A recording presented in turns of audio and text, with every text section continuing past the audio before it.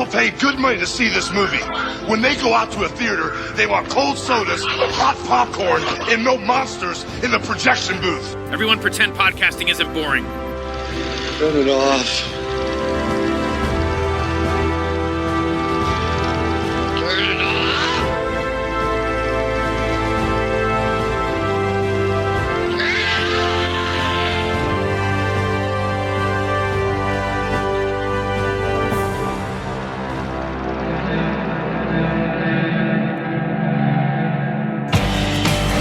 I started to experiment with drugs, did a lot of shady stuff. I hurt a lot of people.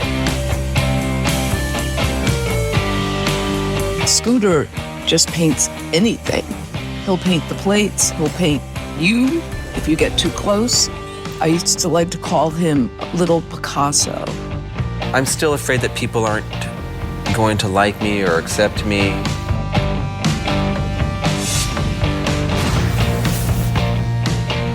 A lot of comments that people make to me are like, wow, that's a beautiful painting, but it's sad too.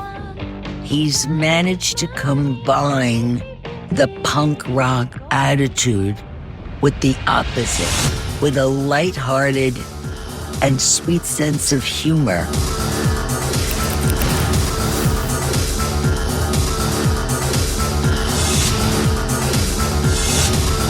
There's hidden everywhere, but that's what's so amazing about Scooter's work. Scooter's work was everywhere. I couldn't avoid it, and I really liked it. I do think he has a bright vision of the future of the world, but he also is smart enough to pick up on the detritus of society that gets in the way. Openly flamboyant and openly gay, and dressed that way and presented myself that way. When you have a painting by Scooter, it really has a presence. They become these objects that are charged, and it's really like an act of magic.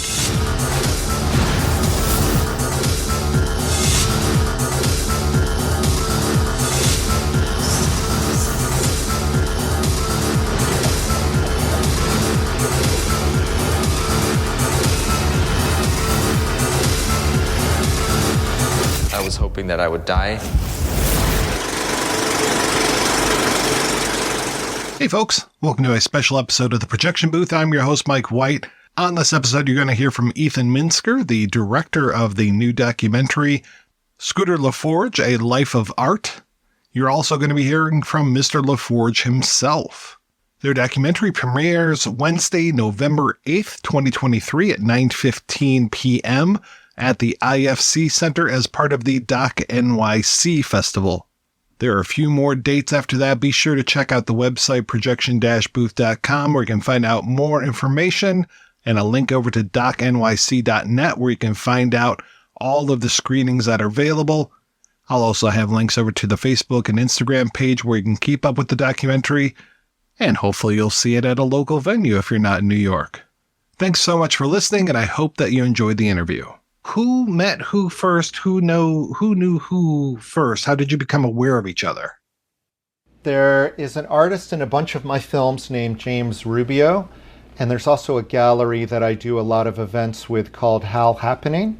And Scooter shows a lot with Hal. I show films and do some other projects there too. And there was an artist who also does a lot of stuff with Hal, James Rubio, who, if you've seen other films I've done, he's kind of this reoccurring character in those films. And he kept pushing Scooter, you got to check this guy out. You got to check his art out. I really love his art. And so insistent on it that to the point of really just annoying me, where I was like, well, I'm not going to check him out. I just really not going to do it because you're really irritating me with how much you're pushing it. But then when I finally did see his artwork, I just fell in love with the work. I felt there was a lot of similar themes into what I seek out creatively. And then when I met Scooter, I got along with him instantly. I call him human Valium. So there's something about Scooter where if I'm like, I'm more of an agitated person, like usually running on anger. And he is somebody who just kind of like calms me down immediately. I guess, I met him through the galleries and then was introduced by him by several different artists. And then I started pursuing him on this concept of making a video, and we would see if that would turn into a larger project. Peter, what did you first think of this strange man coming up to you and wanting to do a documentary about you? I think it was for 4 years I said no, because I'm very private, Mike, and I don't let people into my house or studio. You know, I had to get to know him, and it took almost 4 years. Scooter, can you describe your artwork for folks that may not be familiar with it? Yeah, it would be like golden books on acid. How long have you been an artist? Since I was 6 years old. And I would say in the world, because I come from a family of very creative people. My mother, my father, my 2 sisters, my grandparents on both sides of my dad and my mom's side of the family, their grandparents and their grandparents. And we've back that I know 8 generations of creative people in the southwestern part of the United States. So it's in the DNA, and it goes through the blood at this point in time. I mean, it's all I know. So I imagine they were pretty supportive. No. No. No. Why were they hesitant for you to be an artist when they already had art in their blood? Oh, it's generational. They did the best they could. It was a long road for me, and a lot of pushback. Going to accounting, going to a safe job where you're pushing a piece of paper back and forth on a desk every day from 9 to 5 is really what I was pushed to do. And that went against the grain of every ounce of my fiber. It was just a struggle, but it got me here today where I am now. Ethan, how did you manage to wear Scooter down after 4 years? I mean, I did a lot of research on him. You know, that if you search Scooter LaForge, you'll find countless videos and interviews and articles from Forbes magazine to the New York Times. There's TV footage, like there's just tons of content of him. You know, talking to him, it was like, first he let me come and just cover some of the shows, you know, being like documentation in my world is everything. I try to document everything I do. And, you know, I said, like, let me start with like a little video. And he was very clear, like, you know, just don't put like cartoon music. Because if you see, like, there's a lot of these videos, and he has a lot of pop culture reference in his work, meaning cartoons, but a lot of other things too. But some of these videos, they put cartoon like as a backing track to it, which I think undercuts the message of what Scooter's trying to do. And I was like, I promise you from the beginning, I absolutely will not add cartoon music. I try to incorporate musicians that I know and musicians that Scooter knows, and try to make it that the soundtrack is as organic to the film and to the subject for each of these films. So yeah, like I think once he started to see kind of the rough cuts, because with Scooter, I would show him, you know, update like everything we would shoot week to week, so you could see how the film could like grow. And I think that from my perspective, like made him more comfortable with me making the film. Would you agree with that, Scooter? No. That came after the fact. I had to trust Ethan and trust who he was first and see what kind of guy he was. And it took a few years, and then I started to get the vibe of his aura and his scene and his inner, you know, being. And I saw that he was a kind person and he didn't have an agenda that was, you know, self-seeking or just self-gratifying. So I once I started to see that, I opened it up more and more for him to come into my life and to start to come into to film the work in the studio. That cartoon thing came later because someone had just done a documentary with cartoon music, and I wanted something different. I wanted something new and fresh. Because I get sick of myself. Don't you, Mike? Yeah, I'm sick of myself. I hate myself. I want new. I want new stuff. I always want new things. I just wanted fresh, new stuff. So I told him not to do any of that cartoon stuff, and he got it. So we got some more music from my good friend Phil Lassa, and some music from Ethan's friends, and another good DJ friend of mine, Seth Troxler, and and I also wanted Ethan's artwork in the film, his animation, which I fell in love with. The more animation for me, the better and the more interesting. How do you go about putting together this documentary about Scooter's life? I mean, do you say, okay, we're just going to start at birth and work up to now, or what's that process for you, Ethan? And how do you partner with Scooter on this? Well, I think a lot of Scooter's work is about, and he'll correct me because he's always doing this to me, he's like my brother type of thing. Scooter's work is centered around a lot of automatism, which, right, Scooter? Like automatism, kind of this like natural progression. That's a part of it, yeah. A natural progression of the artwork. And I think a lot of my films also tap into that I like to shoot interviews, shoot events, and see how the film grows over time. And there's some things that are kind of inescapable when documentaries. You have to sort of set up the person, like who he is, who his background is. So there is that in the beginning of the film, the introduction, where he came from, how he got into art, and then I let the story follow kind of his path. And then at a certain point, we switched into the present. So it's no longer telling, his history, but then what it was happening currently during the pandemic.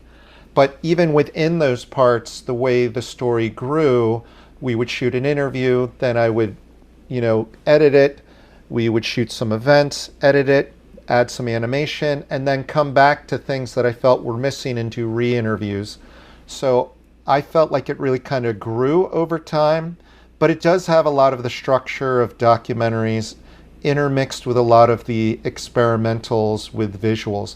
I believe that when you're watching a film, you should continuously be surprised either by what you're hearing, learning, or seeing. So that was like the way I shape all the films that I do, but especially this one, that it had to match Scooter's, Scooter as a person. Like if you watch another film I made, you would see that it's much faster paced and it's a lot more insanity, but that matched my personality in that subject of the film. Where this one, I want it to be a little more smooth, a little more following his pace and his style of who he is and as an artist. At least that's what I was attempting to do. What would you say your guys' relationship was during this process? Were you more partners, or were you treating Scooter like a client? I mean, was Ethan being kind of invasive? I mean, what's that relationship between you two as this is going on? Invasive is the antithesis of what he was. He was very, just kind of go with the flow as far as what happened in my life during these past 5 years. And most of it centered around the pandemic. And a lot of the film is based on the George Floyd riots on Bowery Street, which is Ethan and my neighborhood. How we sort of turned Manhattan into an art gallery due to the fact that every single building on that street got looted to filth. There was nothing left in any businesses on Bowery. And I was out there, I was there, and I saw several businesses go from pristine, gorgeous boutiques, high-end, to absolutely nothing. Everything in the store gone. Even there's a 7-Eleven there was not even a piece of beef jerky left on the shelves. And I saw it from beginning to end. And I filmed it. Skateboarders smashing in the windows with skateboards, going in, getting bags, Rolexes, Slurpees, gum, beer, beef jerky, candy bars, the whole 9 yards. Starting cars on fire. Police cars were lit and doused with gasoline, and that ignited. But that was my second riot. I was there in the Rodney King riots in San Francisco, and I was in Union Square, and I saw Chanel, Gucci, television, the stores that had TVs in there, all looted. I was there for that one too. Just kind of watching and being, experience that history of these American riots. Ethan, how would you describe your relationship? I think collaboratively. I think of this film as an art project more than trying to make.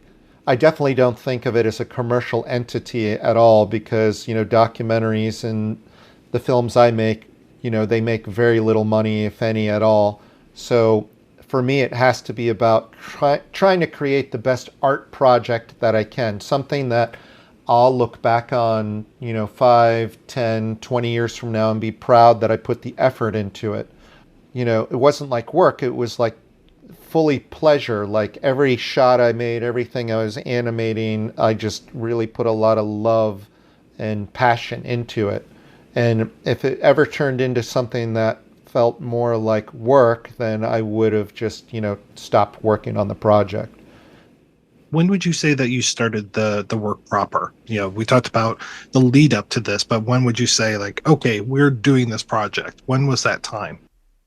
I think 2019, I shot the spring break art show that he was in. No, or there was another show that were like 50 artists, something about Stonewall. It was something around those same times.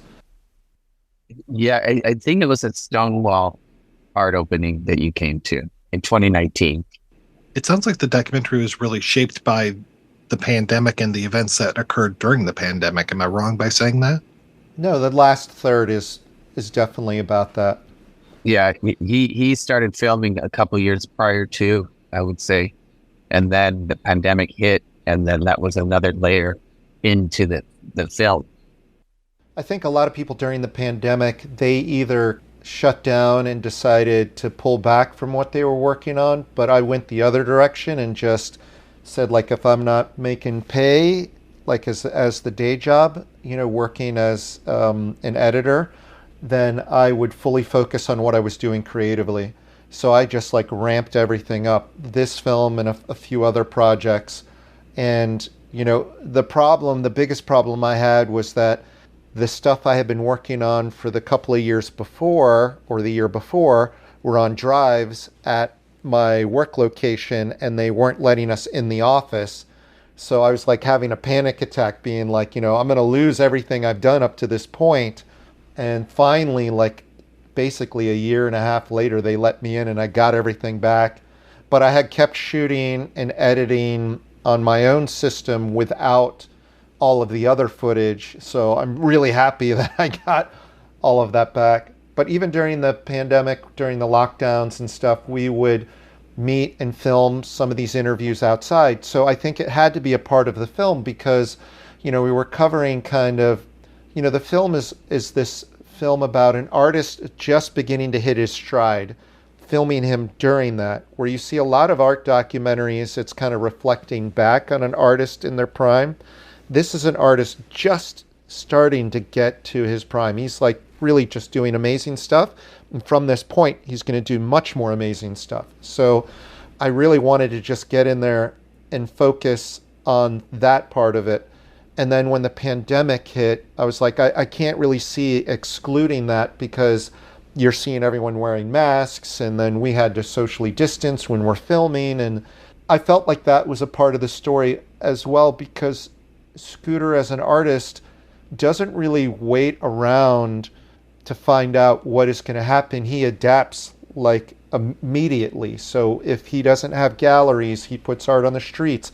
If he's not selling artwork on canvases, he'll make clothing and really adaptable. And I thought that was like a great learning experience for me as a creator, as an artist.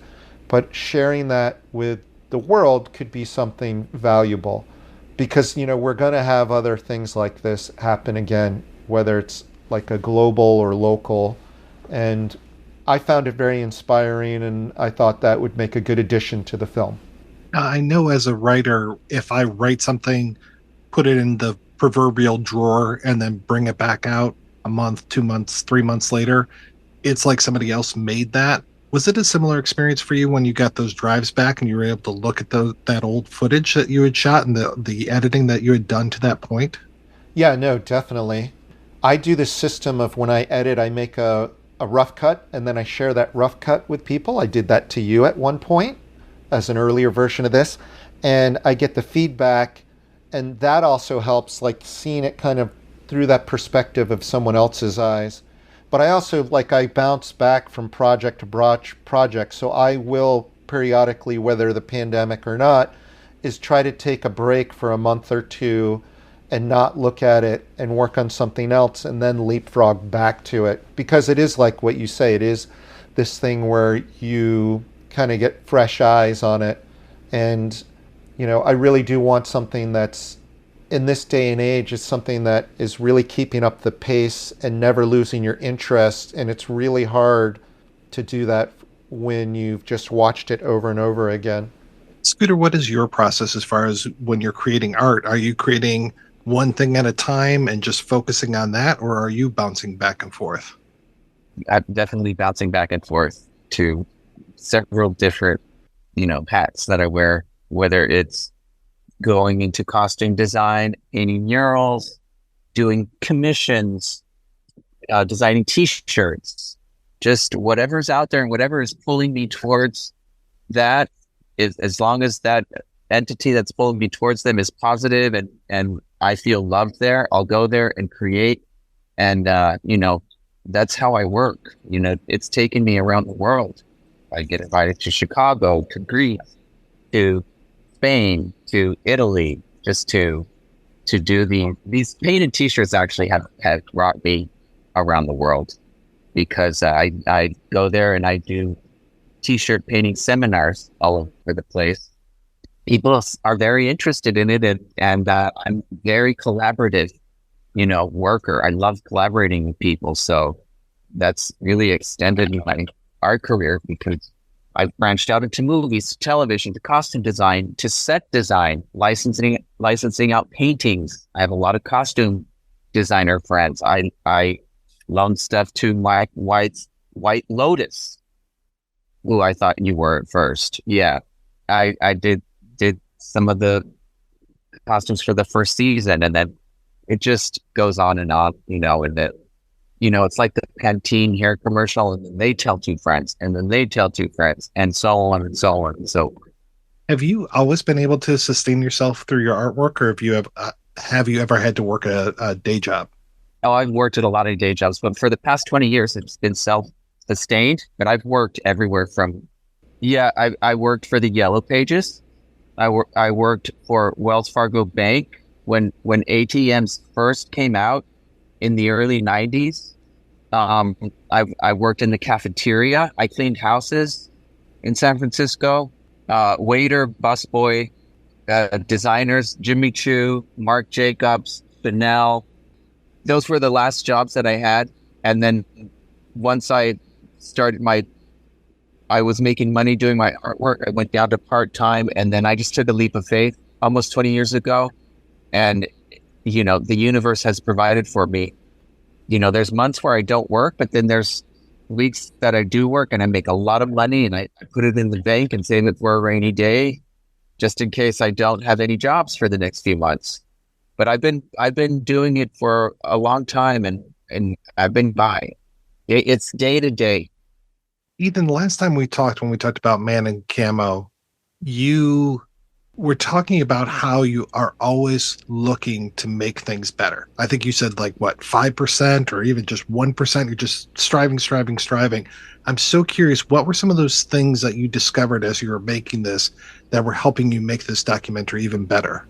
I think, Man in Camo was kind of like a template of trying to push my style aggressively, so that when someone would watch a film, they should quickly identify that stylistically as a Ethan Minsker film. The Scooter film is trying to follow that style, but slowing the pace down to match Scooter's personality, and really trying to push a little more experimental side of it. So I guess it's like, the more I do it, I think, and the more I push away from just focusing on documenting my own story and adding other people's stories, that I can use all of the kind of tools in my toolbox that I've learned for creating my own project. So it might mean more subtle transitions. It might mean more handcrafted. And when I say handcrafted, I mean making transitions where I'm using cardboard to change from one scene to another, or stitching fabric across so that it actually looks like something physical in the frame, something that is still extremely low budget but has a higher impact as a visual style. So I think that's more of the progression of the way I'm heading now, is I can't compete with the multi-million-dollar films. I don't have like a big team backing me. It's like I work a job, I save up, I film. And I think I can compete with a lot of those other films in the fact that I could make it stylistically something unique for the viewer. And that's at least the hope and what I'm always trying to progress for. The little bit better is always in the edit. It's like I'll screen it to somebody and I try to aim for like a point, like a 8, meaning like a 10 would be a perfect film, and that's like unlimited budget. But recutting and adding animation, adding little parts in, and just trying to make it a little bit better to get it up to what would be an 8. And that's kind of the same thing that even I've been submitting to festivals, and I shot with Scooter a month ago to do a couple little insert pickups of like what artwork he was doing currently.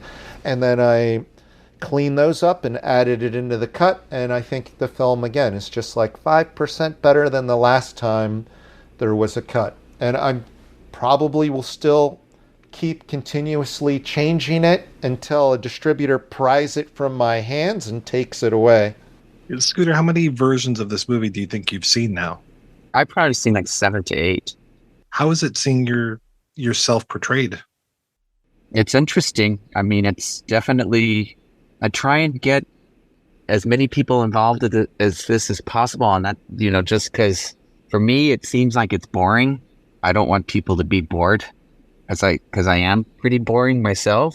That's why I want Ethan's animation in there and get my friends in there and get the homeless people in there and, the real city life that is part of my day-to-day, experience. Ethan, is Scooter boring? Not to me. I have a good time when I'm hanging out with him.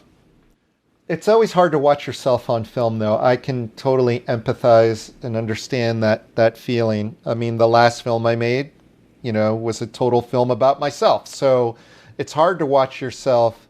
But I think most people, if they give this film a chance, they'll be entertained and they'll fall in love with the person, the story, and what he does creatively. I find that's kind of, when I show this as cuts to other artists, they were like, "Oh, I've seen his work, but now I fully get it, and I'm like more invested." And so it's the magic of like really diving into somebody's story. And Scooter is somebody who's like, he is very guarded with that, and even at his openings, it's like not as easy to dealing with crowds. It's something we talk about in the film. And I can understand with that is also like I'm sitting here with a camouflage suit on, and everything I do online, I have like the camouflage suit. And, that's my protection. And when I'm not in the camo suit, I don't think people recognize me on the street. So this is like my Superman versus my Clark Kent. I can understand where Scooter's coming from. It's like your public persona meets your private and who you are in everyday life.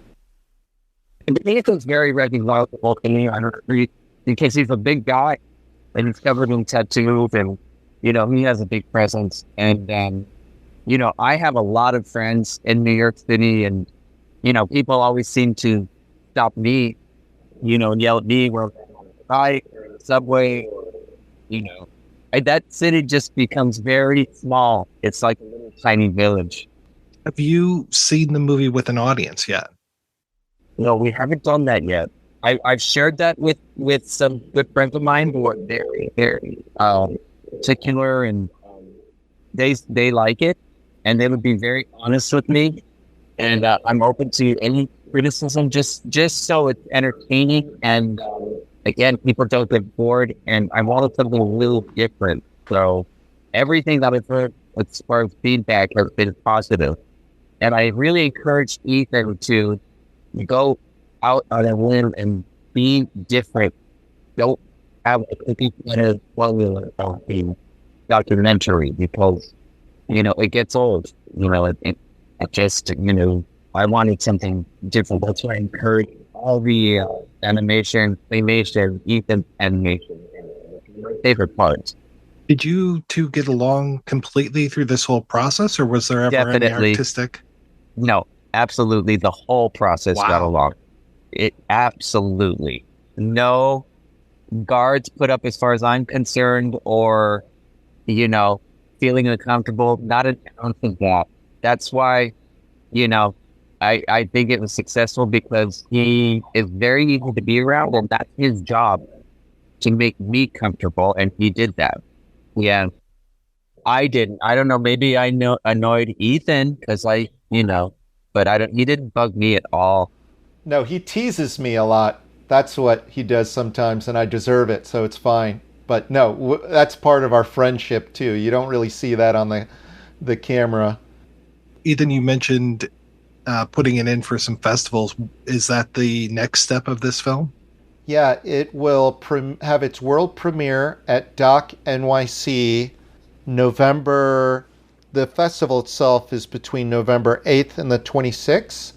And because we're recording this early at the end of August, I'm not sure when the actual screening date is. But yeah, Doc NYC this year, between November 8th and the 26th. And then they also have an online component during the festival where they will sell 1,000 virtual tickets that people can watch from anywhere in the United States. It's geotagged within the United States or North America. I guess that includes Canada too. So if people want to watch it, you can see it no matter where you are out there in the projection booth audience of the world. And after that, I'm only focusing on this festival right now at this point. Do you have a place where people can keep up with it? So if you do get another festival date, where you're going to post that at? Yeah, we have primarily it's on the Instagram page. There's also a Facebook page for it, but I really, focus more on the Instagram page. So if you go to search, even if you just search Scooter LaForge, you'll see the film page, and that's Scooter LaForge, A Life of Art. And if you search Scooter LaForge, you'll also find Scooter's personal page, so you can follow his art. And I think he also has a fashion page too on there because it's like his fine art, his clothing, and then this film. Scooter, what are you working on these days? These days, I just finished painting a really large mural in a private house in Williamsburg. And then I'm going to paint a mural at the University of Arizona where I went to college. And then I'll come back to New York City and I'll have a big t-shirt show at How Happening Gallery. The gallery is going to be filled with pure hand-painted t-shirts. That's going to be really cool and exciting because it'll just be all these hand-painted t-shirts filling up this huge white gallery. And that's going to be November 1st is the opening there. And then I got another show coming up with Stephanie Theodore Gallery of Flowers in December. And then, next year is another year for the hamster wheel. Just go on the hamster wheel again and go another revolution around. I'm just going in circles, chasing my tail. Ethan, I know you said that you bounce back and forth between a lot of projects. What else are you working on these days? I have a horror film that I'm starting to do pre-production on that we'll be shooting. My films take about 3 to 4 years to do. So that's 3 to 4 years in the future. I have another documentary that's close to finished that you're in, actually, but I'm not supposed to. Hooray, Mike! Talk more about it. See that? Yay, Mike! So, yeah, that film is another one that should be getting done, but I can't really say too much about it until, we finish all the contracting and all of that stuff for it. But hopefully that'll be the next one up in the pike. And then I start teaching at Fashion Institute of Technology this Thursday for production. FIT, baby. FIT. Well, guys, this has been fantastic. Thank you so much for your time tonight. Mike, thank you. And Ethan, thank you for setting this up. Well, thank all of you guys. I would like to say to the Projection Booth listeners out there that I listen to so many of these special report episodes. I take a lot of info from that. I learn a lot from it. I find it to be a very valuable tool out there. I highly recommend it. It's not just something historical as far as like contacting and interviewing all of these people who are filmmakers, and a lot of them that end up passing away shortly after he's doing these interviews. It's just such a valuable tool for me personally and the filmmaking community that I don't think enough people actually take the time to thank you for what you're doing. And as a filmmaker in the filmmaking community and future generations of filmmakers, we all applaud and thank you for your effort and work, good sir. Well, thank you. I am, it doesn't look like it, but I'm blushing. So thank you very much.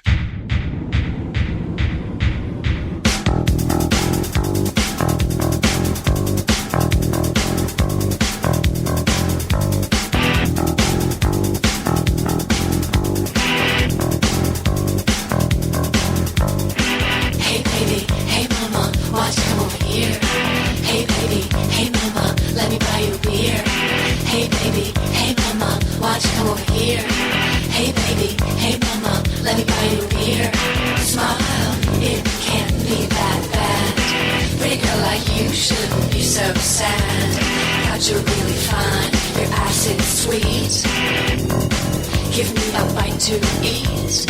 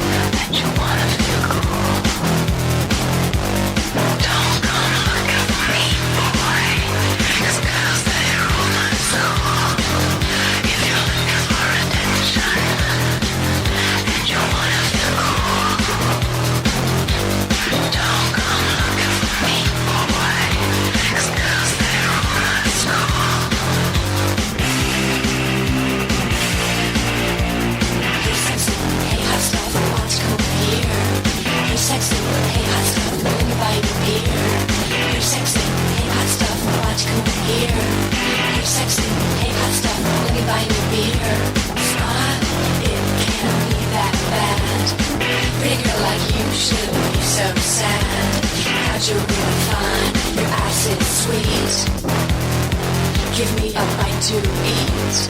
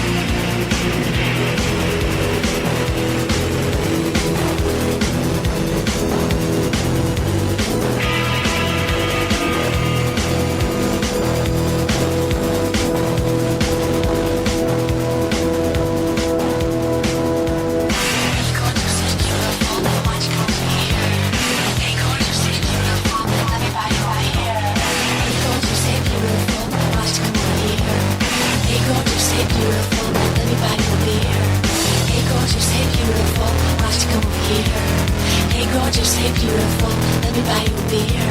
You're looking